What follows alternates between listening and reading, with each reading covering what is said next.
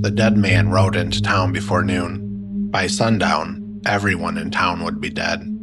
Everyone stopped what they were doing to watch the rider approach. Black coat, black hat, moving slow and steady down the main road like he had nowhere to be.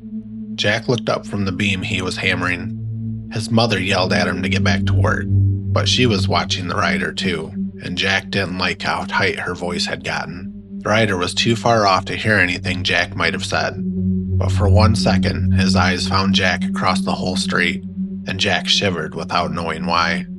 People called men like him dead riders, frontier scouts, the ones who rode out past the walls and came back with news nobody wanted to hear. They were a rare sight, but not unheard of. In fact, Jack had seen a couple before, but never one that looked so scared like this one did. The scout went into the house with the mayor and a few of the town elders. They were in there 5 minutes. They came out looking just as worried as the scout. Jack didn't need anyone to explain to him. He already knew.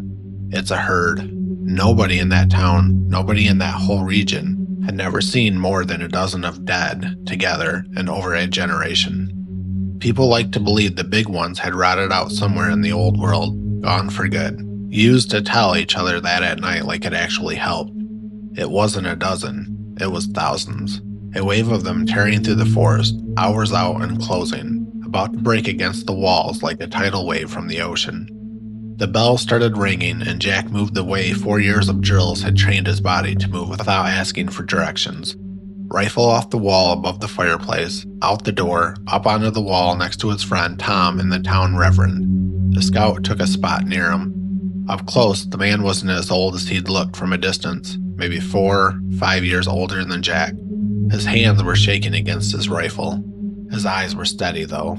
It started exactly the way Jack expected, just faster. The sky went gray, then the color of ash, then black at noon. A wind came through the trees from the east, and it brought a smell with it, old meat. Then cold rain on top of that. The smell kept getting worse, thick enough that men along the wall started to get sick over the edge. That stopped the second the dead things broke out of the tree line. Jack had let himself hope for 100, maybe 200 if the walls held and the men's nerves held with them. There weren't hundreds, though. There were thousands. A black tide spilling out of the forest all at once, slamming into the wall like a single living wave. Beside him, the Reverend started something that might have been a curse. The young scout's mouth was moving too, maybe a prayer. Jack never found out which. He didn't have time for either. He had a gun and a wall and a job. He got 3 shots off.